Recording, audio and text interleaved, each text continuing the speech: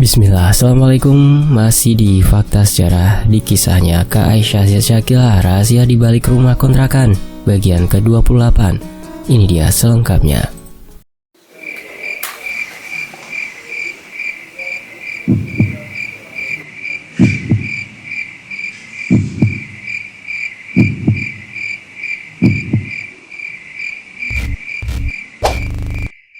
Hari ini Rafka pulang kerja agak telat.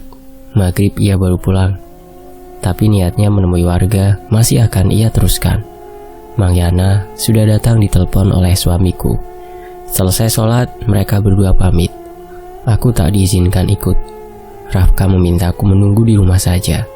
Niat hati ingin tahu juga keadaan istri Mang Kasim, tapi karena Rafka melarang, aku pun akur dan menunggu di rumah. Singkat cerita, dan Isya sudah lewat, tapi Rafka dan Mang Yana tak kunjung datang. Aku menghubungi ponsel Rafka ingin memastikan keberadaan mereka. Sayangnya benda itu tak ia bawa, tergeletak di atas meja kamar. Beberapa kali aku menyibak tirai untuk melihat apakah suamiku sudah datang, tapi hingga jam 9 tak ada tanda-tanda. Jam 10 malam, barulah mereka berdua menyembul dari luar pagar sambil mengobrol. Aku langsung berhembur ke arah Rafka, ingin tahu kenapa mereka begitu lama. Padahal hanya bicara soal bangunan, atau mungkin mereka lama mengobrol di rumah istri Mang Kasim. Lama banget, ada apa? Kemana dulu? Tanpa basa-basi, aku langsung bertanya. Ajak Mang Yana masuk dulu, kita makan. Lapar, sahut Rafka. Pulang kerja tadi ia tak makan dulu. Habis ganti baju langsung ke rumah Pak RT. Aku pun menyiapkan makan malam sederhana yang sudah aku masak sore tadi. Menjamu Mang Yana agar makan bersama. Wajah Rafka tampak tak tenang, membuatku semakin penasaran. Makan malam pun selesai. Kami kembali mengobrol bertiga di teras rumah. Untung saja Neng tadi gak ikut. Mang Yana memulai percakapan. Ada apa gitu Mang? Itu Neng, Rafka hampir gelut sama warga. Mereka gak terima suami Neng gak mau robohkan bangunan. Malah anaknya Mang Kasim paling brutal. Kalau tidak ditahan warga lain, udah galungan sama suami Neng ini. Terang Mang Yana seraya menghisap rokok dan mengepulkan asapnya. Jadi mereka nggak terima sama keputusan AA? Tanyaku menatap wajah suami yang belum juga bersuara. Rafka masih menikmati menghisap asap rokok sambil tatapannya jauh ke depan, tanpa menjawab pertanyaanku yang sangat penasaran. Beberapa detik kemudian, ia mematikan rokok yang hanya tinggal puntungnya saja. Mereka maksa kita tetap harus robohkan bangunan, tapi aku kukuh nolak. Tadinya juga mau ke rumah almarhum Mang Kasim buat urus soal acara 40 harian, tapi karena ada keributan di rumah Pak RT, tidak jadi pergi. Sudah malam. Terus gimana? Apa tidak masalah kalau warga kampung ini gak terima sama keputusan AA? Tanyaku cemas. Apalagi mendengar sampai akan berkelahi, aku makin khawatir. Juga bingung sih sebenarnya, tapi mau gimana lagi? Sayang modal, bangunan udah hampir rampung, masa dirobohkan? Tutur Rafka. Untuk sementara biar saja dulu. Terus uang tahlilannya gimana, Besok saja kita antar ke rumah istrinya Mang Kasim. Gak usah pedulikan omongan warga soal bangunan, biar itu jadi urusan AA. Aku pun terdiam, karena sama sekali tak bisa mencari solusi untuk menyelesaikan masalah ini. Sekitar jam 11 lebih, Mang Yana pamit pulang. Aku dan Rafka masuk untuk beristirahat. Rafka meminta agar melanjutkan obrolan masalah uang tahlilan besok saja. Kami berdua membicarakan hal ringan saja, sambil berbaring di tempat tidur untuk mengusir gundah. Merupakan masalah tadi yang mengganggu pikiran, mengganti pembicaraan ke arah percakapan yang lucu dan romantis juga, saling mengusik. Tengah asyik bercanda, tiba-tiba kaca jendela kamar terdengar pecah. Aku yang berbaring di dekat Rafka menjerit kaget dan memeluknya. Apa itu, Tanyaku sambil gemetar. Tunggu di sini, lihat dulu. Rafka bangkit untuk melihat, berjalan menuju jendela kamar dan membuka tirai. Dapat ku dengar suara motor yang melaju menjauh. Masih terkejut, aku bangkit menghampiri Rafka. Kaca jendela tampak bolong. Kerjaan siapa sih ini? Kok bisa malam-malam lempar kaca orang? Aku menggerutu karena kesal. Kayaknya ada yang gak suka sama keputusan AA tadi. Makanya rumah kita dilempar batu. Rafka jongkok meraih batu sebesar kepalan tangan orang dewasa yang tergeletak di lantai kamar. Untung saja letak ranjang agak jauh dari jendela. Siapa, A? Enggak tahu. Kita nggak bisa nuduh siapa-siapa. Tapi pasti salah satu dari mereka yang gak setuju. Aku takut, A. Apa orang itu bakal lakuin hal lebih dari ini sama kita? Jangan takut, ada AA. Besok minta tolong Mang Yana benerin kacanya, sama sekalian pasang tralis. Ulas Rafka dengan nada kesal. Lihat aja kalau sampai AA tahu siapa yang lakuin ini. Gak segan bikin perhitungan. Aku memeluk laki-lakiku yang saat ini tengah didera amarah. Ayang tidur duluan, AA beresin dulu pecahan kacanya. Aku bantu beresin, A. Tak diam saja ke dapur, mengambil sapu dan pengki untuk membantu Rafka membersihkan pecahan kaca yang berserakan. Pagi seperti biasa, Rafka harus pergi kerja. Sebelum berangkat, ia mewanti-wanti Mang Yana agar datang untuk membantu membetulkan jendela. Ia pun bersiap untuk berangkat, tapi di depan pagar rumah tampak beberapa warga yang datang. Aku dan Rafka menghampiri dan menanyakan maksud kedatangan mereka pagi-pagi begini. Ternyata mereka mengajak Rafka untuk membincangkan lagi masalah rumah kontrakan.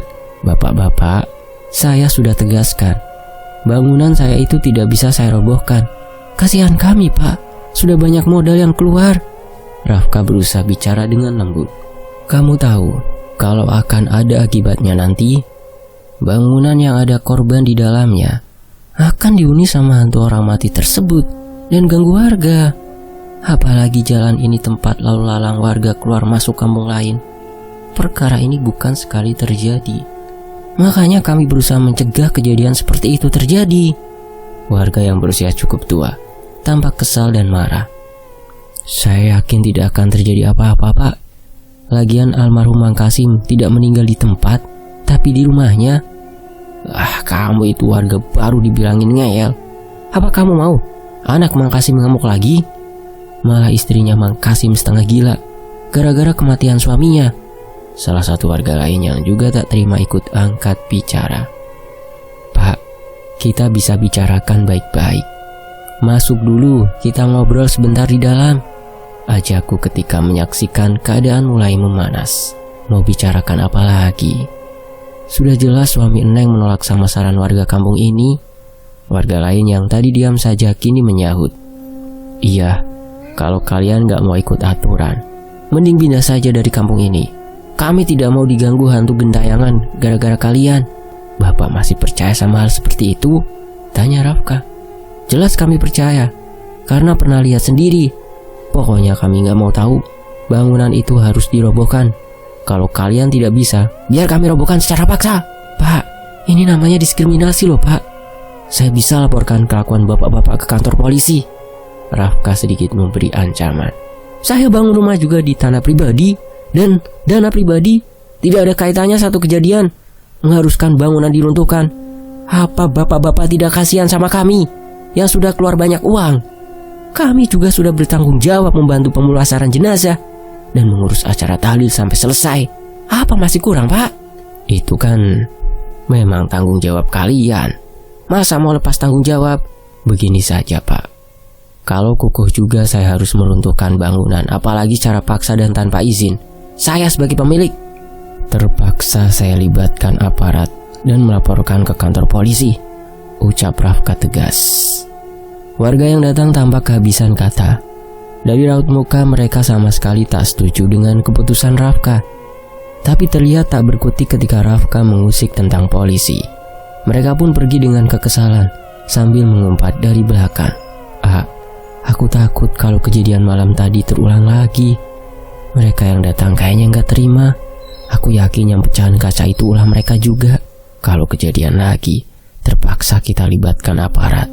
Laporkan saja kalau mereka main hakim sendiri. Rafka masih menahan kesal. Kok masih ada warga yang berpikiran seperti ini? Percaya dengan tahayul sampai merugikan orang lain. Terus sekarang gimana? Jadi berangkat kerja?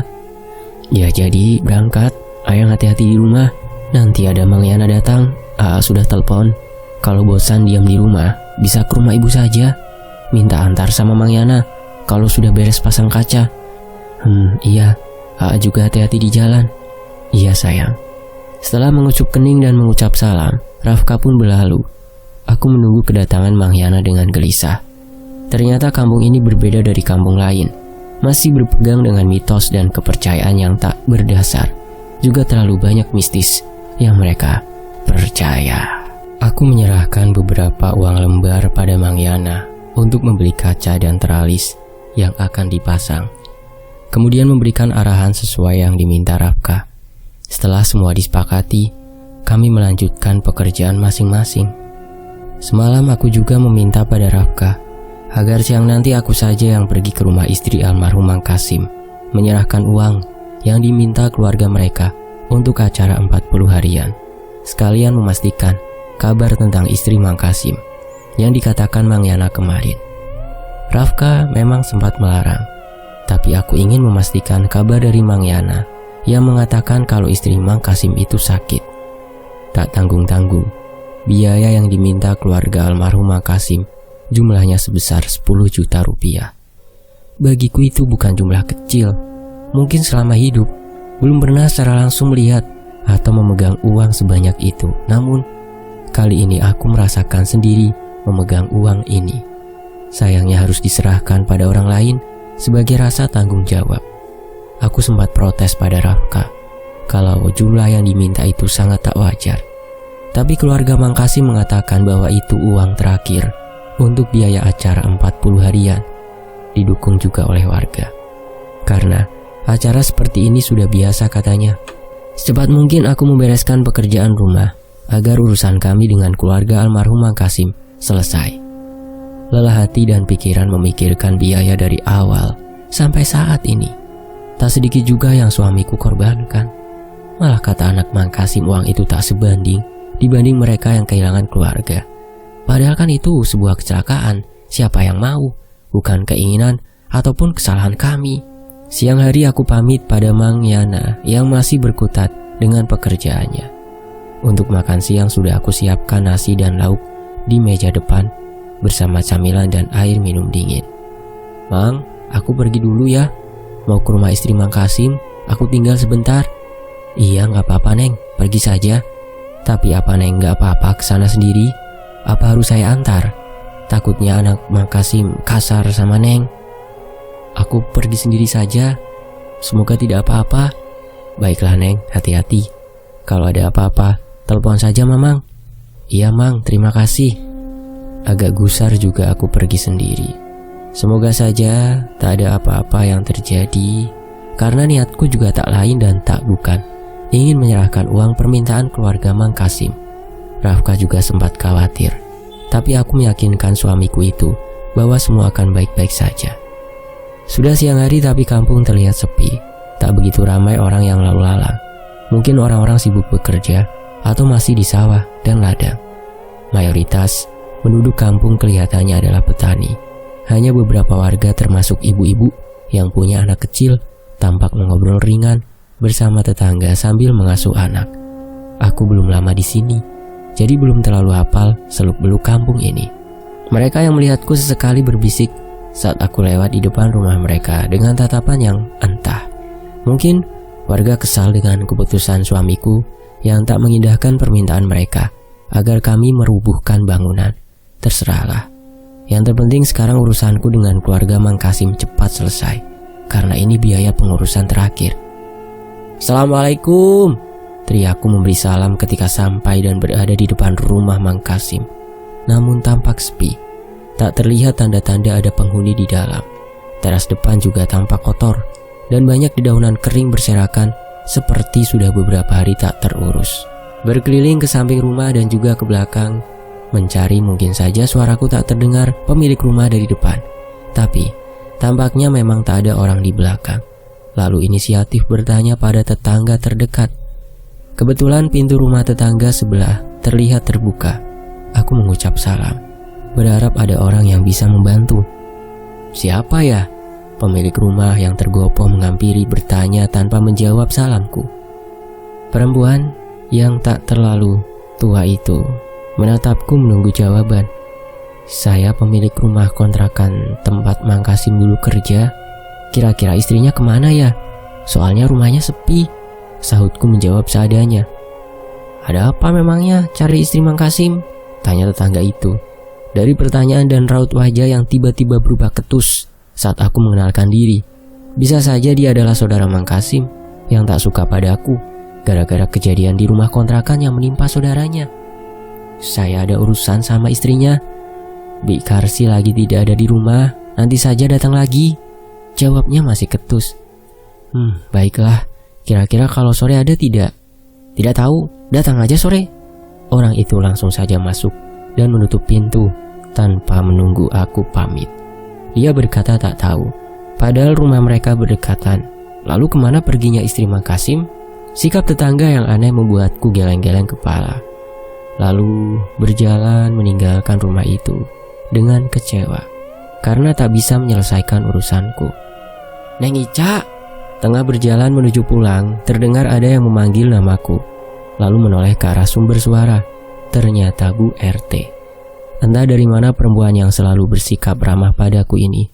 Pakaian yang beliau kenakan tampak rapi. Aku melempar senyum menyapa. Dari mana, Neng? Tanyanya sambil terburu berjalan menghampiriku dan mensejajarkan langkah. Kami berjalan perlahan sambil mengobrol.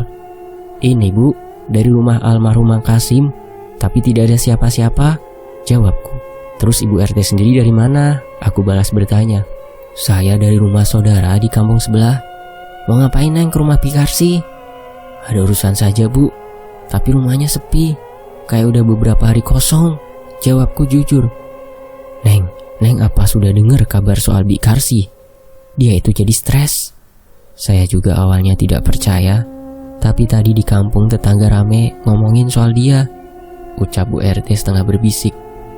Kata warga, dia lari-lari sambil teriak sampai ke kampung sebelah. Orang-orang ketakutan lihat dia jadi aneh. Malah ada nih, anak kecil yang hampir celaka gara-gara Pikarsi ngamuk. Astagfirullah, masa sih Bu? Aku juga dengar sih soal istri Mang Kasim jadi aneh, tapi tidak tahu sampai separah itu. Terangku merasa simpati atas apa yang menimpa perempuan yang bernama Pikarsi itu. Terus gimana acara 40 harian almarhum Mang Kasim nanti kalau istrinya begitu Bu? Sebagai sesama perempuan, aku merasakan rasa sakit yang dialami perempuan itu. Pastinya bukan mudah menghadapi tekanan batin kehilangan suami yang diakibatkan sihir oleh perempuan yang merebut suaminya. Untuk sementara biarkan saja dulu Neng. Pikarsinya juga belum tentu pulang. Katanya sih kabur-kaburan, diikat sama anaknya tapi lepas. Aku termenung sesaat. Terus anak-anaknya kemana Bu? Paling nginep sementara di rumah anak sulung Pikarsi yang sudah nikah. Kalau bisa, untuk sementara uangnya jangan dikasih ke anaknya yang laki-laki ya Neng. Nanti malah habis buat mancing. Suka judi juga itu anaknya yang bujang.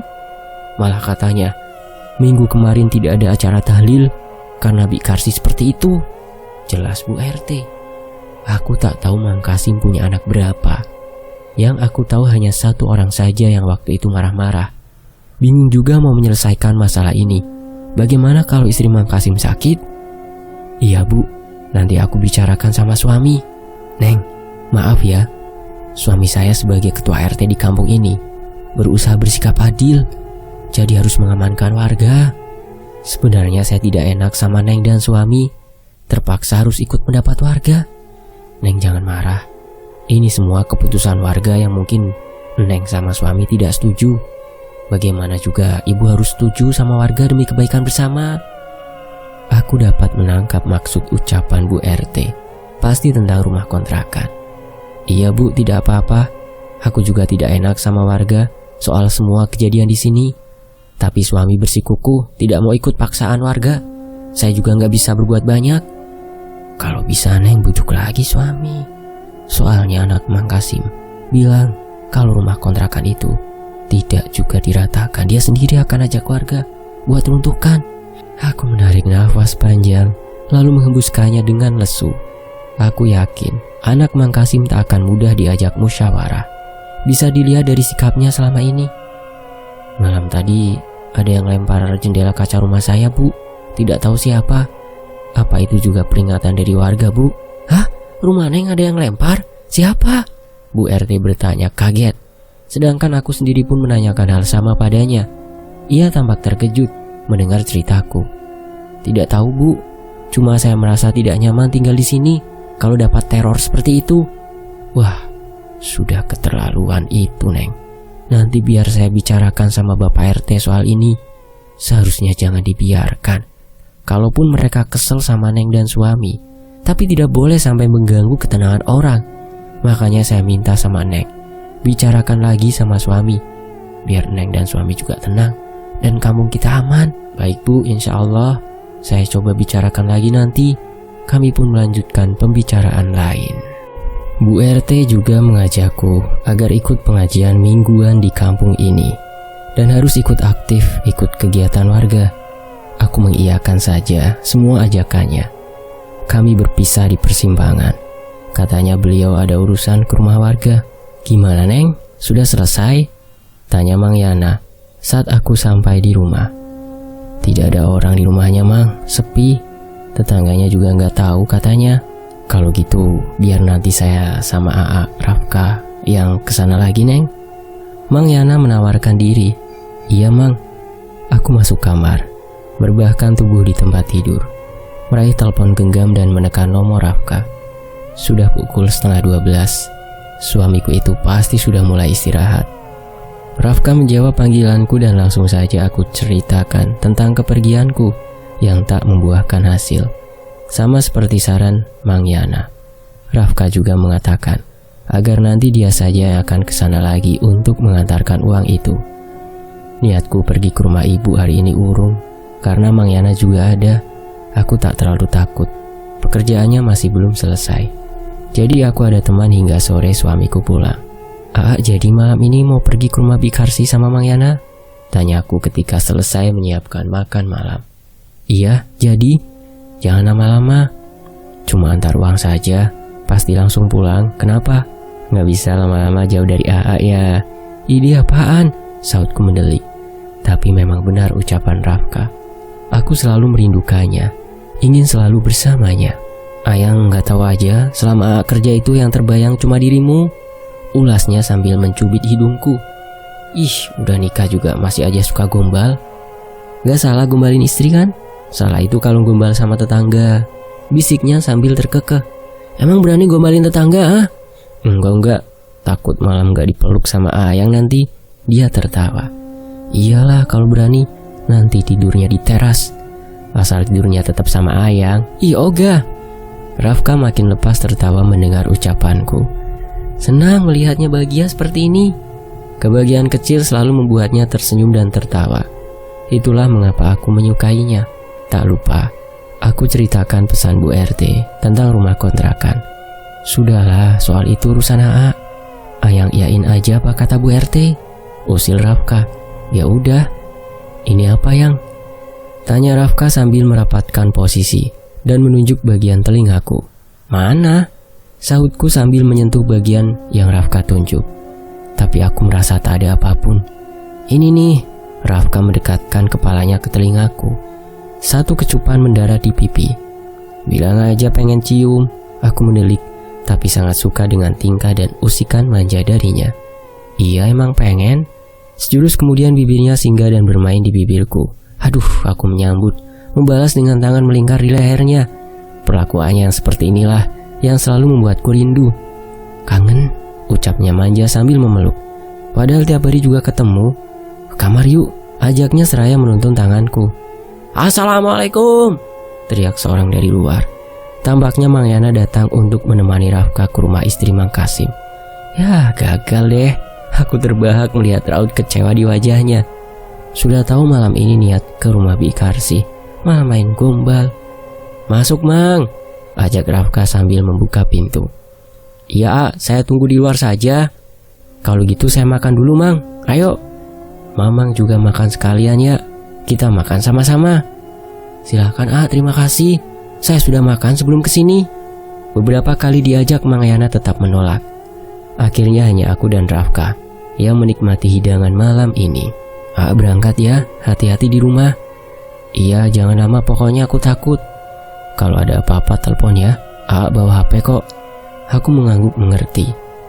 Belum pun Rafka beranjak, Mang Yana yang tadi duduk di kursi teras masuk sambil tergopoh. "Ada apa, Mang?" tanya Rafka yang heran melihat air muka Mang Yana. "Itu, A, di sebelah kayaknya rame banget, nggak tahu ada apa." "Di sebelah? Di rumah kontrakan maksudnya?" "Iya, kayaknya kita lihat dulu ya," ajak Mang Yana. Rafka bergegas ke rumah kontrakan. Aku menutup pintu dan ikut dari belakang. Ternyata benar. Di bangunan yang belum rampung itu berkumpul beberapa warga yang membawa alat perkakas. "Ada apa ini?" tanya Rafka pada kerumunan warga. Terlihat anak Mang Kasim ada di sana memimpin. "Malam ini akan kami robohkan bangunan ini. Terserah kalian mau lapor polisi, kami tidak peduli," seru anak Mang Kasim dengan suara lantang. "Gak bisa gini dong, ini main hakim sendiri namanya," Rafka tak kalah menengking.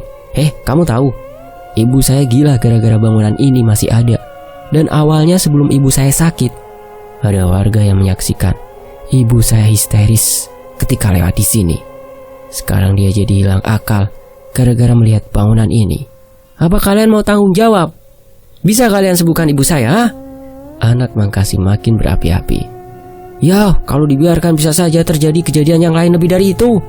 Makanya kami minta untuk dirobohkan," sahut warga yang lain.